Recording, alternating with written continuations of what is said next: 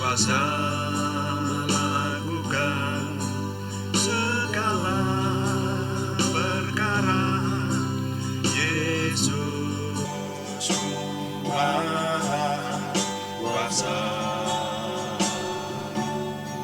Dia ciptakan seisi dunia, atur segala masa. Yesus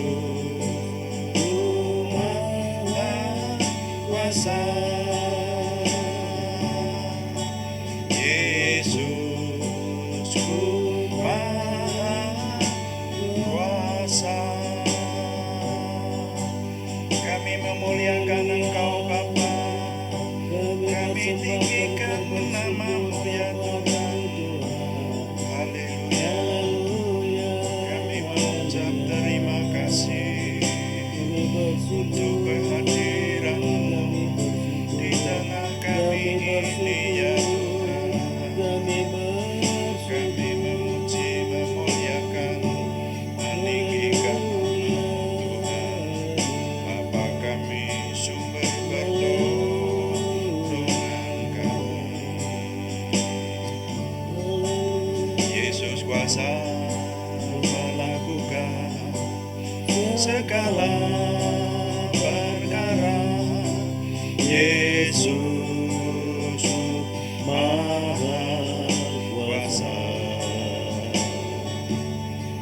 Dia ciptakan seisi dunia, atur segala masa. Yesus Maha Kuasa. Dia ciptakan seisi dunia, atur segala masa. Yesus Maha Kuasa.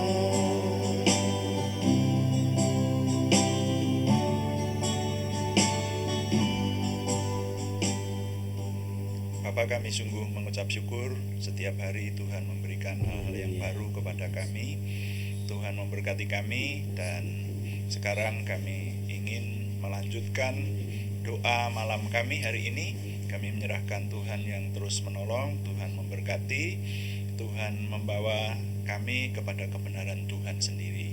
Terima kasih Bapak, terima kasih. Kami mohon Tuhan yang terus memimpin kami dari awal sampai akhir, sehingga semuanya menjadikan nama Tuhan dimuliakan. Terima kasih Bapak. Dalam nama Tuhan Yesus Kristus kami berdoa. Haleluya. Amin. Selamat malam Bapak Ibu Saudara sekalian yang sudah berkumpul bersama kami di renungan malam kali ini. Dan berbeda dengan biasanya Bapak Ibu Saudara sekalian, kali ini untuk selingan saya mengajak rekan pelayanan saya, Bapak Andreas Suripto. Ini anggota tim kami, ini hamba Tuhan Saudara, yang akan menyampaikan renungan. Jadi kalau pagi memang renungan kita berseri ya, jadi mempersiapkan kemenangan, dan kita sudah mulai dari kitab Kejadian. Tapi untuk yang malam itu memang saya sengaja untuk kemungkinan ke depan nanti saya akan mengajak saudara kami yang lain, hamba-hamba Tuhan, untuk bersama-sama melayani Tuhan semacam ini. Nah, renungan singkat kali ini akan disampaikan oleh Bapak Andreas Suripto. Dipersilakan, Bapak. Puji nama Tuhan. Selamat malam Bapak Ibu Saudara yang dikasihi Tuhan. Sebelum kita akan beristirahat malam ini, mari kita akan dahulukan berdasarkan kebenaran firman Tuhan. Pada malam hari ini kita ambil satu ayat firman Tuhan di dalam 2 Samuel pasal 1 ayat 11 sampai ayat ke-12. Demikian kebenaran firman Tuhan. Lalu Daud memegang pakaiannya dan mengoyakkannya, dan semua orang yang bersama-sama dengan dia berbuat demikian juga, dan mereka meratap, menangis, dan berpuasa sampai matahari terbenam karena Saul, karena Yonatan anaknya, karena umat Tuhan, dan karena kaum Israel, sebab mereka telah gugur oleh pedang. Puji nama Tuhan. Jadi tema kebenaran firman Tuhan pada malam hari ini saya beri judul Perintah Berat. Bapak Ibu Saudara yang dikasihi Tuhan, perintah berat itu bukan berarti kita sebagai orang-orang percaya tidak dapat melakukan. Karena Tuhan tahu segala kemampuan anak-anak Tuhan, tentunya Tuhan pasti akan menolong dan membantu di dalam kegiatan, kehidupan, bahkan segala apapun yang akan terjadi di dalam kehidupan kita masing-masing. Seperti contoh, seandainya ada orang, Allah boleh dikatakan sebagai orang Kristen juga, bila mana ada orang yang membenci atau tidak senang terhadap kita, apakah yang harus kita lakukan? Orang yang memusuhi kita tentunya sebagai orang yang belum percaya atau belum lahir baru, mungkin kalau ada orang yang memusuhi kita itu celaka, kita pasti akan bersyukur, kita pasti akan bersukacita, bahkan wajar kalau kita mengatakan matilah lu, begitu ya. Bahkan besar kemungkinan ada sumpah-sumpah serapah yang lain. Karena apa? Karena mereka memusuhi kita. Karena kita pun sebagai orang yang belum lahir baru, itu wajar, itu manusiawi. Lebih senang dari orang-orang yang memusuhi kita itu, lebih celaka mati daripada hidup. Tetapi ingat, lain daripada Raja Daud. Kalau kita mempelajari Daud, sungguh-sungguh tidak ada habis-habisnya. Terlalu luas kalau kita mendalami di dalam kehidupan Daud. Salah satunya, pada malam hari ini saya akan memberikan sebuah karakter di dalam kehidupan daripada Daud. Sejak dari padang gurun saja sampai di istana, apakah Daud itu secara manusiawi tidak pernah mengalami hidup di dalam ketenangan? Mulai dari padang gurun pun dia sudah merasakan dikucilkan keluarga, dianggap Daud itu tidak penting karena hanya sebagai pemuda, sebagai gembala, dan tidak termasuk dengan golongan orang-orang yang dianggap penting di dalam kehidupan keluarga, apalagi di dalam kerajaan. Namun di dalam saat-saat ini kita akan terus mempelajari di dalam kehidupan Daud. Salah satunya setelah dia masuk istana, bagaimana orang tua sendiri, mertua sendiri, dia selalu memusuhi.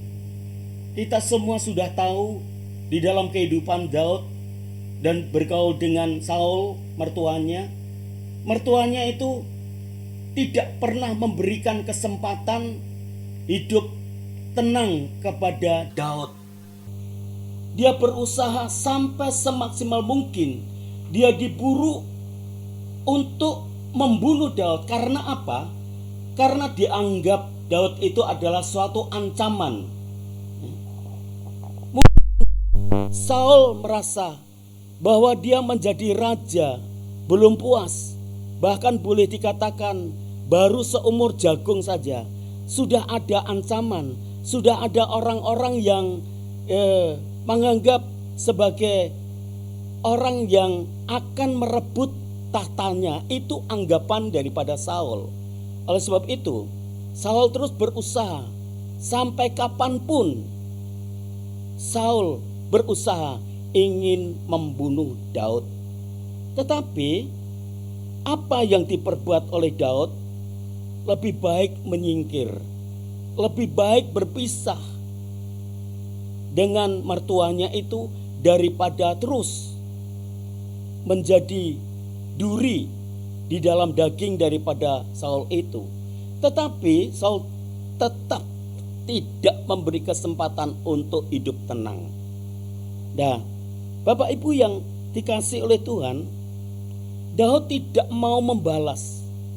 Sekalipun ada 2 kesempatan yang diberikan oleh Daud, sebenarnya terlalu mudah untuk membalas kejahatan daripada Saul untuk membunuh Daud. Maka Daud sebenarnya terlalu mudah untuk membunuh Saul. Ada 2 kali ya Tuhan memberikan kesempatan atau waktu memberikan kesempatan. Pertama pada saat Saul masuk di gua.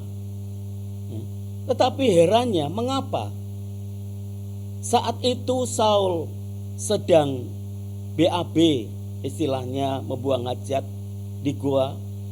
Mereka tidak tahu bahwa Daud ada di dalamnya. Tapi Daud sebenarnya terlalu mudah untuk membunuh dari belakang atau menyuruh pengikutnya cari tali, langsung jerat lehernya sehingga tidak ada suara. Saul pun mati. Tapi Daud tidak mau.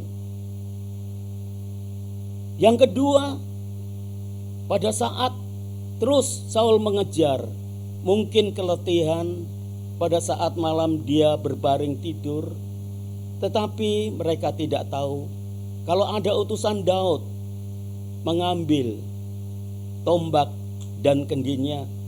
Seharusnya gampang untuk membunuh, tetapi Daud tidak akan membunuh dia. Puji nama Tuhan. Inilah yang dilakukan oleh Daud, yaitu tidak mau membalas kejahatan demi kejahatan. Tetapi di dalam kebenaran firman Tuhan ini memberikan pengajaran kepada kita, yaitu untuk mengasihi orang-orang yang memusuhi kita. Bapak Ibu yang dikasihi oleh Tuhan, mengasihi musuh itu ya, suatu pelajaran yang sangat berat untuk dijalani. Apakah benar itu berat? Bapak Ibu yang dikasihi Tuhan, sekarang ini kalau kita merenungkan dan melihat ada di sekitar kita banyak Saul-Saul yang ingin membinasakan, ingin yaitu membunuh kehidupan orang-orang pilihan Tuhan. Dia selalu mengejar, tidak akan memberikan kemerdekaan, kebebasan kepada kita sekalian. Dengan cara apapun mereka lakukan. Tetapi kita sebagai orang-orang yang percaya kepada Tuhan Yesus, maka kita tidak akan memiliki pribadi sama dengan mereka. Kita akan membalas mereka bukan dengan kejahatan, tetapi kita akan membalas mereka dengan doa berkat, supaya mereka dipulihkan oleh Tuhan juga. Karena mereka, apa yang mereka lakukan, mereka tidak tahu apa yang mereka perbuat. Puji nama Tuhan. Jadi Bapak Ibu yang dikasihi oleh Tuhan, bagaimana sekarang tindakan-tindakan kita untuk menghadapi persoalan ini? Ada cara-cara untuk supaya kehidupan kita ini selalu hidup damai, sejahtera. Ada 3 alasan untuk mengasihi mereka, untuk mengasihi musuh mereka, untuk mengampuni mereka. ada 3 cara. Secara singkat, yang pertama yaitu dia tertulis di dalam 2 Korintus pasal 5 ayat yang ke-17. Jadi barang siapa yang hidup di dalam Kristus, itu adalah suatu kejadian yang baru. Yang lama sudah berlalu, tapi yang baru sudah datang. Inilah yang menjadi dasar bahwa kehidupan kita tidak sama dengan mereka. Di dalam diri kita ada karakter daripada ilahi, suatu kelahiran baru, yang hidup yang lama, yang isinya hanya memberontak, membunuh, pembencian, dan lain sebagainya, segala macam, yaitu rencana-rencana dosa. Itu sudah berlalu dan Tuhan ganti suatu sifat yang baru. Ini bukan status bahwa kita ini menjadi orang Kristen, tetapi di dalam diri kita ada satu perubahan yang dahsyat yang Tuhan sendiri kerjakan di dalam kehidupan kita, sehingga kita tidak bisa membalas mereka kejahatan dengan kejahatan. Justru kita sangat mengasihi mereka. Itulah sebenarnya perintah yang berat, tetapi tidak berat kalau Tuhan sungguh-sungguh menolong kita. Yang kedua, yaitu ini adalah perintah Allah. Puji nama Tuhan.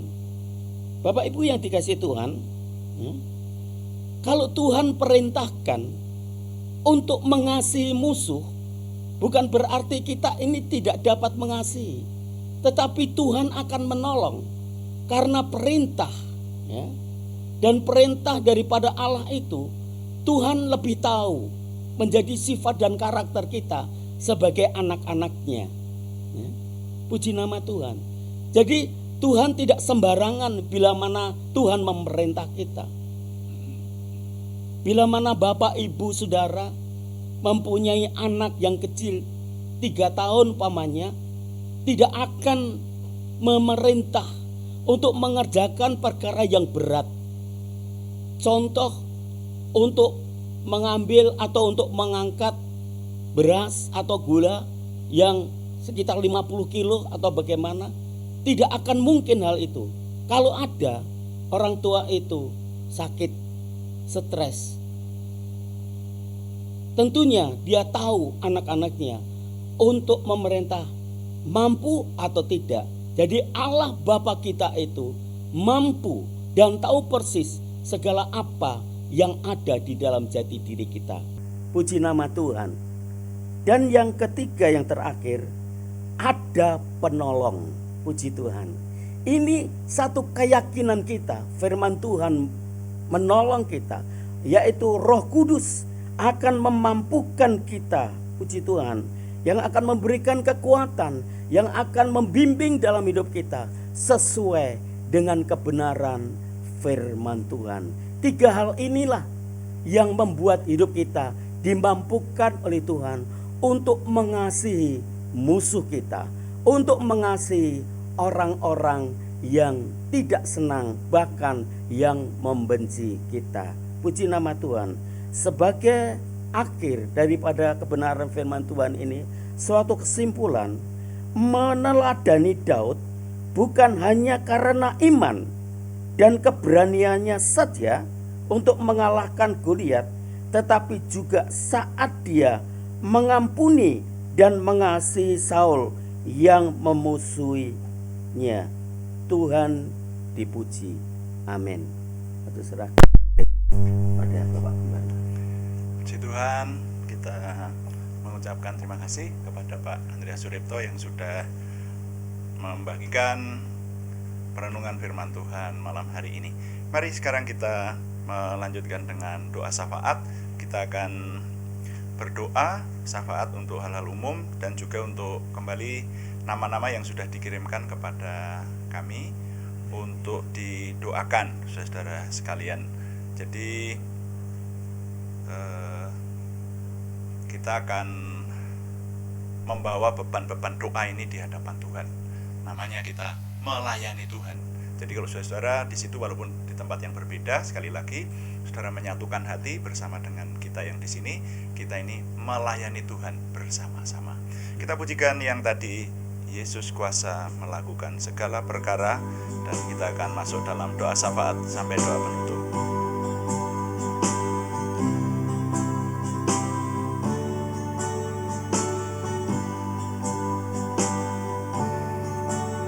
Yesus kuasa melakukan segala perkara. Yesusku maha kuasa. Dia ciptakan seisi dunia, atur segala masa. Yesusku maha kuasa.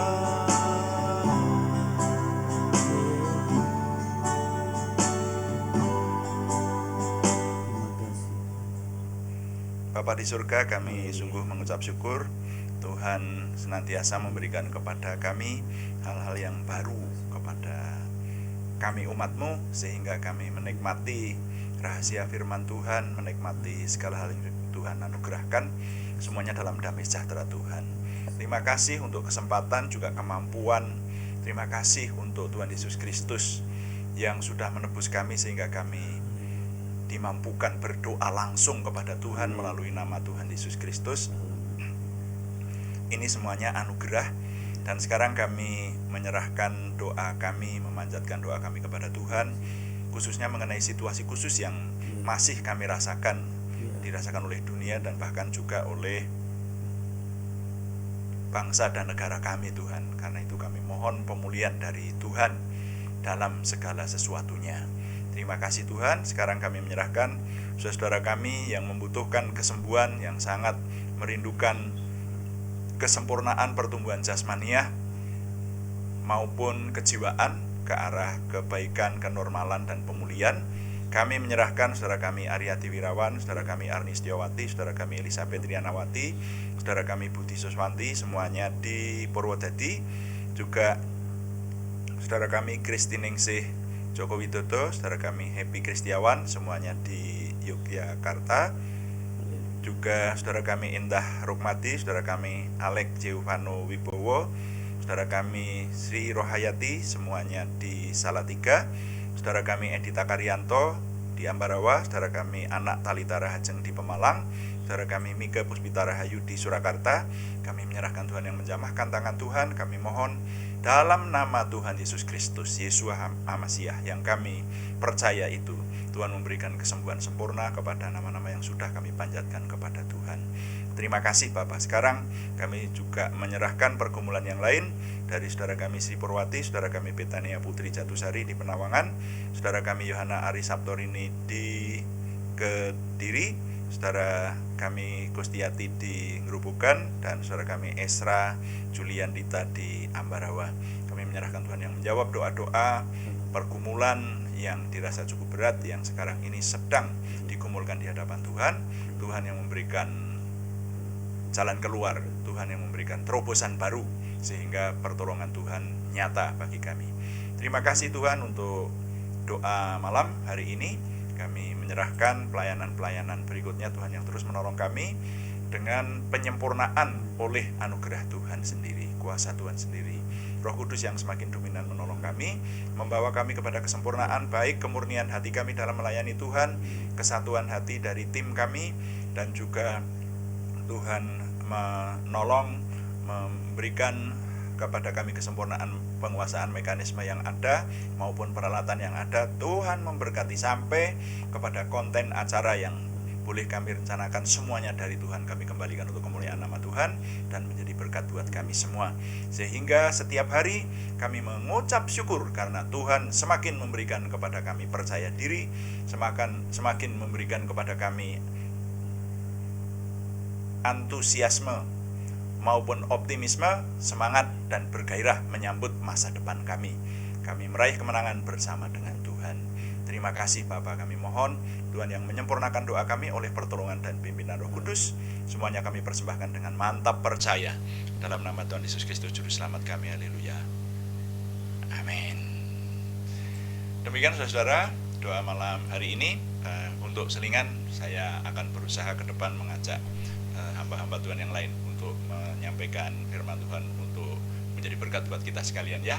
Puji Tuhan. Terus dukung pelayanan ini dengan saudara mengikutinya. Terima kasih yang sudah hadir malam hari ini. Dan juga yang belum memberikan subscribe, silahkan memberikan subscribe untuk membantu tim multimedia kami semakin mendapatkan kemudahan ya. Dan juga like, komen, dan share, bagikan kepada teman-teman lain sehingga lebih banyak lagi yang mendukung dan juga lebih banyak lagi yang diberkati. Selamat malam, Tuhan memberkati. Amin.